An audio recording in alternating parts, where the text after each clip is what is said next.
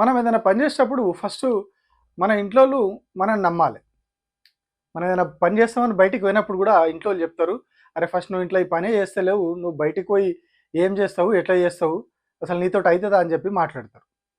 So, ఇప్పుడు మన రాష్ట్రంలో కూడా ఇట్లాంటిదే అయితా ఉన్నది. సో, దాని గురించి ఇవాళ మనం మాట్లాడుకుందాం. నమస్తే, నేను Prabhakar Venavanka. Welcome to PV news. రాష్ట్రంలో కాంగ్రెస్ పార్టీ పాలన చాలా అద్భుతంగా ఉన్నది. చాలా అత్యద్భుతంగా ఉన్నది. అసలు మమ్మల్ని మించిన పాలన లేదు. మమ్మల్ని మించిన పాలన అసలు ఉమ్మడి రాష్ట్రంలో కూడా లేదు ఈ ప్రాంతానికి సంబంధించి అని చెప్పి కాంగ్రెస్ వాళ్ళు చెప్పుకుంటా ఉంటారు.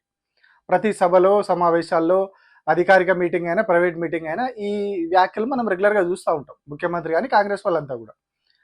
రీసెంట్‌గా మొన్న కాటారం దగ్గర కాళేశ్వరం ప్రాజెక్టు సందర్శనకు పోయి కాటారం దగ్గర కూడా ముఖ్యమంత్రి ఇవే మాట్లాడారు. అసలు బీఆర్ఎస్ పార్టీ పని అయిపోయింది, ఎట్లొస్తావు నువ్వు కేసీఆర్, అయిపోయింది, బొందబెట్టినాము, పాతరేసినాం అని చెప్పి ఒక్కొక్క ఎలక్షన్‌కి ఒక్కొక్క కార్యక్రమం చెప్తాడు ఆయన. సర్పంచ్ ఎలక్షన్‌లో ఇది చేసినాం, జూబ్లీహిల్స్‌లో ఇది చేసినాము, మున్సిపల్ ఎలక్షన్‌లో ఇది చేసినాం అని చెప్పి చెప్తాడు. కాంగ్రెస్ పార్టీ అద్భుతంగా ఉన్నది, బీఆర్ఎస్ పార్టీ పని ఖతం కొలాప్స్ అయిపోయిందని చెప్పి చెప్పుకొచ్చారు. నిజంగానే కాంగ్రెస్ పార్టీ పాలన అంత అద్భుతంగా ఉందా? అద్భుతంగా లేదు అని ప్రజలు తిడుతా ఉన్నారు, ప్రతిపక్షం ఆరోపిస్తూ ఉన్నది. రోజు మనం చూస్తానే ఉన్నాం, సోషల్ మీడియాలో వస్తున్నటువంటి ప్రజల అభిప్రాయము ఇదంతా కూడా మనం చూస్తానే ఉన్నాం. ప్రతి చోట ధర్నాలు, రైతులు కావచ్చు, విద్యార్థులు కావచ్చు, వ్యాపారస్తులు, ఈ రంగం ఆ రంగం అని లేదు, ప్రతి రంగానికి సంబంధించిన వాళ్ళు రోడ్లు ఎక్కిరు. సాక్షాత్తు ఉద్యోగులు కూడా సెక్రటేరియట్లో ధర్నాకు దిగారు. మొన్న ఆర్టీసీ కార్మికులు ధర్నా చేస్తే పాపం ఏదో సెటరేట్ చేసి ఏదో కమిటీ అని చెప్పి పాపం వాళ్ళని చల్లబడగొట్టి అది చేసారు. కానీ ఆ విలీన ప్రక్రియ అయితే అనేది కూడా డౌటే. సో ఇట్లా అన్ని వర్గాల ప్రజలు అసంతృప్తితో ఉన్నారనే విషయం మనం చూస్తూ ఉన్నాం. కానీ ప్రభుత్వం ఏం చెప్పుకుంటుంది, నేను ముందు చెప్పినట్టుగా అంత అద్భుతంగా ఉంది, అసలు మమ్మల్ని మించిన వాళ్ళు లేరని చెప్పుకుంటుంది. సో మరి దీనికి జస్టిఫికేషన్ ఎవరు చేయాలి? రేవంత్ రెడ్డి పాలన మంచిగా ఉన్నది, కాంగ్రెస్ పార్టీ పాలన మంచిగా ఉందని ఎవరు చెప్పాలి? వాళ్ళే చెప్పాలి. ఇప్పుడు బీఆర్ఎస్ పార్టీని అడిగితే మేము పాలించినప్పుడే మంచిగా ఉండే అని బీఆర్ఎస్ పార్టీ చెప్తుంది. ప్రజలకు ఏదైనా చిన్న కోపం వస్తే, చిన్నగా ఏదో వాళ్ళ స్కీమ్ అందకుంటే ప్రజలు కోపం వ్యక్తం చేస్తారు. సో మరి ఎక్కడ చూసినా మనకి జెన్యూన్ ఒపీనియన్ వస్తలేదు. ఉద్యోగులను అడిగితే ఉద్యోగులు మాకు డిఏలు పెండింగ్ ఉన్నాయంటారు. రిటైర్డ్ ఎంప్లాయీస్ని అడిగితే మాకు రావాల్సిన బకాయిలు అట్లనే ఉన్నాయంటారు. సో వీళ్ళని ఎవరిని అడిగినా కూడా వాళ్ళు ప్రభుత్వం మీద విమర్శలు చేస్తారు. మరి జెన్యూన్గా రేవంత్ రెడ్డి మంచిగా పనిచేస్తుండని ఎవరు జస్టిఫికేషన్ చేయాలి? ఈ రాధాకృష్ణ, ఏబిఎన్ ఆంధ్రజ్యోతి, అట్లనే టీవీ5, అట్లనే ఈనాడు పేపరు, అట్లనే వెలుగు పేపరు, ఇగో ఇట్లాంటి వాళ్ళ మీడియా సంస్థలు కాబట్టి ఇవి ప్రభుత్వాన్ని వెనకేసుకురావాలి. ప్రభుత్వం అద్భుతంగా ఉన్నది, రేవంత్ రెడ్డి ప్రభుత్వం పాలన అత్యద్భుతంగా ఉన్నది, అసలు దీన్ని మించింది లేదు అని చెప్పి వాళ్ళు ప్రచారం చేసుకోవాలి. కాకపోతే ఇప్పుడు ఆ రాధాకృష్ణ కూడా చేతులెత్తేసిండు, కంప్లీట్గా చేతులెత్తేసిండు. వారం వారం కొత్త పలకని ఒకటి రాస్తాడు కదా, అందులో ఇవాళ రేవంత్ రెడ్డి గురించి రాసుకొచ్చిండు. అంటే తెలంగాణ రాజకీయాల గురించి, రేవంత్ రెడ్డి పరిపాలన గురించి, కేసీఆర్ ఎట్లుండే, ఈయన రేవంత్ రెడ్డి అద్భుతంగా నేను చేస్తా యువకుని అని చెప్పి ఈయన వచ్చిండు, వస్తే మరి ఈయన ఏం చేస్తా ఉన్నాడు, ఎట్లా స్కీమ్లు అమలు అవుతా ఉన్నాయి, ఇవన్నీ అందులో రాసుకొస్తాడు ఆయన. కవిత కొత్త పార్టీ గురించి ఇవన్నీ అందులో రాసుకొస్తాడు. అలానే క్లియర్గా రాసుకొచ్చింది ఏంటి అంటే, రేవంత్ రెడ్డి సర్కారు ఇట్లనే వ్యవహరిస్తే మళ్ళీ ఎలక్షన్లలో గెలిచే పరిస్థితి లేదు. ఉద్యోగుల బకాయిలు, రిటైర్డ్ ఉద్యోగుల బకాయిలు, ఆర్టీసీ కార్మికులది, విద్యార్థుల ఫీజు రియంబర్స్మెంట్లు, ప్రజలకు ఇచ్చినటువంటి 6 గ్యారంటీలు, ఇట్లా ప్రతి దాంట్లో కూడా ఏ ఒక్కటి ఫుల్ఫిల్ కాలేదు, ఏ ఒక్కటి పూర్తి స్థాయిలో అమలు చేయలేదనే విషయాన్ని స్వయంగా రాధాకృష్ణనే ఇవాళ ఒప్పుకున్నాడు. మరి ఇప్పుడు ఇన్ని రోజులు ప్రజలు విమర్శించిన, ప్రతిపక్షం విమర్శించిన, అధికార పార్టీ ఏం చెప్పుకుంది? మేము అద్భుతంగా చేస్తున్నాం, 99% హామీలు మేము అమలు చేసినాము, అసలు మమ్మల్ని కొట్టేవాడు లేడని చెప్పి ప్రభుత్వం చెప్పుకున్నది. సో మరి ఇప్పుడు అదే ప్రభుత్వానికి దగ్గర వ్యక్తి, చంద్రబాబు నాయుడికి నీడ, రేవంత్ రెడ్డికి గురువు లాంటి వ్యక్తి, రేవంత్ రెడ్డి గురువుకు నీడ, సో రేవంత్ రెడ్డి కూడా గురువు లాంటి వ్యక్తి, ఆయననే ఇవన్నీ రాసుకొచ్చాడు. వాస్తవాలు దాచిపెట్టి అవాస్తవాలు ప్రచారం చేస్తూ ఉన్నారు. స్కీమ్ల అమలుకు సంబంధించి, ప్రభుత్వం చేసిన పనులకు సంబంధించి అసలు ఏమి అయితలేదు, కాకుండా కూడా ఆహా ఓహో అని డబ్బా కొడుతున్నారు తప్పితే ఏం లేదు, అంత డొల్ల అని చెప్పి రాసుకొచ్చిండ్రు రాధాకృష్ణ. మనం వేరే వాళ్ళు రాస్తే వాళ్ళు తిడుతున్నారు, ఇదంతా ఫేకు, ఇదంతా పెయిడ్ బ్యాచ్ అని తిడుతున్నారు. మరి ఇలా సొంత మనిషే రాసిండు, సొంత మనిషి బరాబర్ సొంత మనిషే, సొంత ఇంటి మనిషే రాసుకొచ్చిండు. మనం అప్పట్లో ఐఏఎస్లో ఇష్యూ అయినప్పుడు కూడా చూసినాం, రాధాకృష్ణ ఏ స్థాయిలో రేవంత్ రెడ్డిని డిఫెండ్ చేసుకొచ్చిండు. సో ఖచ్చితంగా నేను ఇంటి మనిషి అనేది ఒప్పుకోవాలి మనం, ఇక్కడ తప్పదు. సో అంటే ప్రభుత్వం సరిగా పనిచేస్తలేదు, ప్రభుత్వం ఇచ్చిన హామీలు నెరవేరుస్తలేదు, ఏ ఒక్కరు కూడా ప్రజలు సంతృప్తిగా లేరు రాష్ట్రంలో, ఇంక్లూడింగ్ రైతులు అనే విషయం ఇవాళ ఇంకొకసారి సొంత మనిషి జస్టిఫికేషన్ చేసిండు. సో ఇక్కడ ఒక డౌట్ రావాలి మీకు, ఎందుకు మరి రాధాకృష్ణ అంతగానం రేవంత్ రెడ్డిని టార్గెట్ చేసిండు? రేవంత్ రెడ్డి ప్రభుత్వం సరిగా లేదు, పరిపాలన సరిగా లేదని ఎట్లా అంటాడు? అంత సొంత మనిషి కదా, అట్లా ఎట్లా మాట్లాడిండని డౌట్ వస్తుంది అందరికి. అయితే అక్కడ కూడా ఆయన ఒక టాక్టిక్ ప్రదర్శించిండు రాధాకృష్ణ. ఏం చేసిండంటే, రేవంత్ రెడ్డి చాలా అద్భుతంగా పరిపాలిస్తున్నాడు, రేవంత్ రెడ్డి చాలా గొప్ప వ్యక్తి, రేవంత్ రెడ్డి చాలా మంచి వ్యక్తి, మరి ఎందుకు పరిపాలన అస్తవ్యస్తం అవుతా ఉన్నది? ముఖ్య నాయకుడు, పరిపాలన చేయాల్సినటువంటి ముఖ్య నాయకుడు అద్భుతంగా ఉన్నాడు, మరి పరిపాలన ఎందుకు అస్తవ్యస్తం అవుతా ఉన్నది? హామీలు ఎందుకు అమలు అయితే లేవు? ఈ వ్యవహారం అంతా ఏంది అంటే, ఉన్న మంత్రులు ఎవరు కూడా సరిగా పనిచేస్తలేరు. మంత్రులు ఎవరు కూడా ముఖ్యమంత్రికి సరైన సమాచారం ఇస్తలేరు, సరిగా పనిచేస్తలేరు.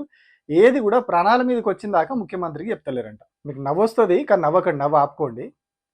ముఖ్యమంత్రిని మంత్రులు ఎవరు కూడా పని చేయనిస్తలేరట, అధికారులు కూడా పని చేయనిస్తలేరట. అధికారులు పాపం ఈ సేమ్ మంత్రులు అధికారులంతా కూడా ఏది కూడా ప్రాణాల మీదకి వచ్చిందాక ముఖ్యమంత్రి దృష్టికి తీసుకుపోతలేరట. అంటే ఎంత కామెడీ చూడుర్రి.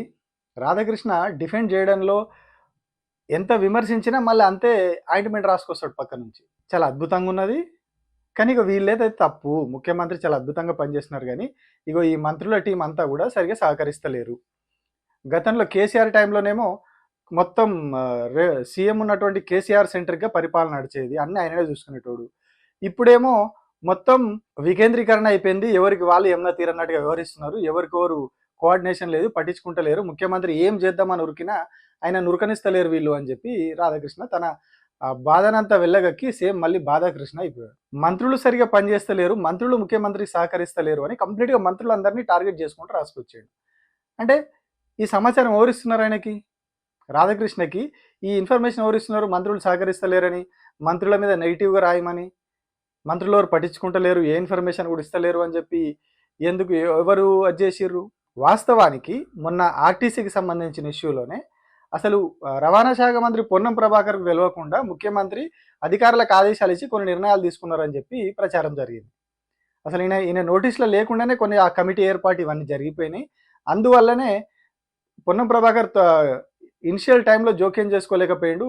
లాస్ట్కు ఇష్యూ పెద్దగా అయ్యేసరికి అప్పుడు ఈయన దాకా వచ్చింది అంశం. అప్పుడు వీళ్ళంతా కూడా ముఖ్యమంత్రి దగ్గర పోయి కూర్చొని ఆ కేబినెట్లో నెక్స్ట్ డే కేబినెట్ జరుగుతుంది కదా, ఆ కేబినెట్ భేటీలో డిస్కషన్ జరగడం ఇదంతా జరిగింది అనేది. ఆ కేబినెట్ భేటీలో కూడా ఇద్దరి మధ్యలో వాగ్వాదం జరిగిందని చెప్పి కూడా వార్తలు వచ్చినాయి బయటికి. అంటే వాస్తవంగా జరుగుతున్నది ఏంది? ముఖ్యమంత్రి మంత్రులను పనిచేయనిస్తలేరు, మంత్రులన్నీ కూడా ఆయనే చేయాలనే ఉద్దేశంతో ఉన్నారనేది ముందు నుంచి కూడా ప్రచారం జరుగుతూ ఉన్నది. ఇది గాలివార్త కాదు.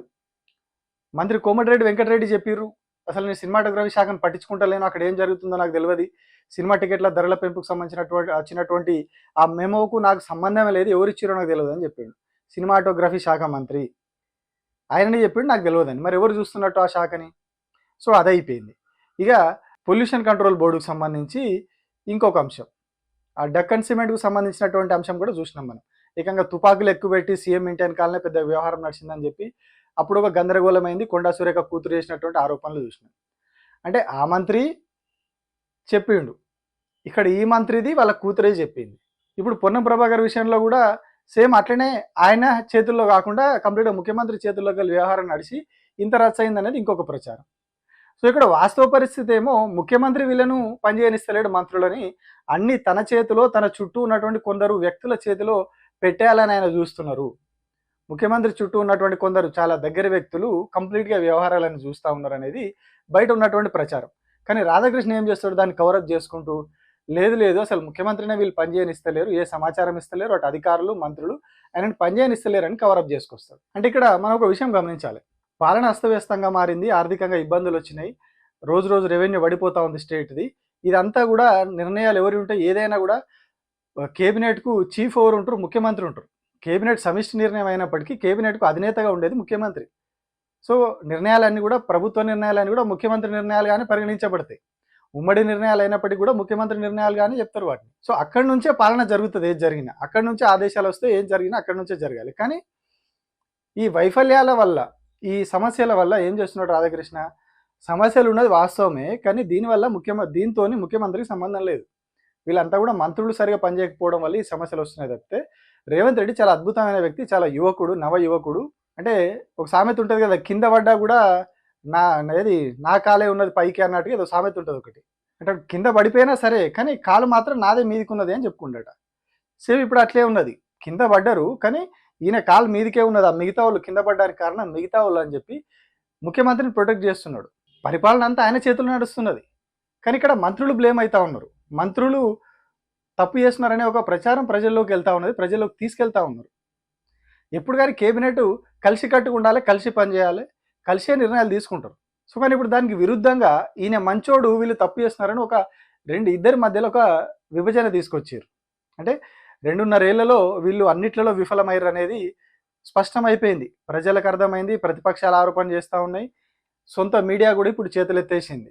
సో ఈ వైఫల్యాల భారం, ఈ వైఫల్యాల మరక అనేది ఆయన కంటవద్దు. అందుకని ఈ డ్రామాలన్నీ, ఈ డ్రామా అంతా, ఈ కథ అంతా రాసుకొస్తారు అన్నట్టు. సో ఇట్లా ఉంటుంది ఆంధ్ర మీడియా, చంద్రబాబు మీడియా చేసే జిమ్మిక్కులు ఇట్లా ఉంటాయి. సో ఇప్పటికైనా ఫైనల్గా అర్థమైంది ఏంటి అంటే, ప్రభుత్వం సరిగా పనిచేస్తలేదు, పాలన అస్తవ్యస్తంగా ఉంది, హామీలు అమలైతే లేవు, అన్ని వర్గాలు ప్రభుత్వం మీద ఆగ్రహంతో ఉన్నాయి.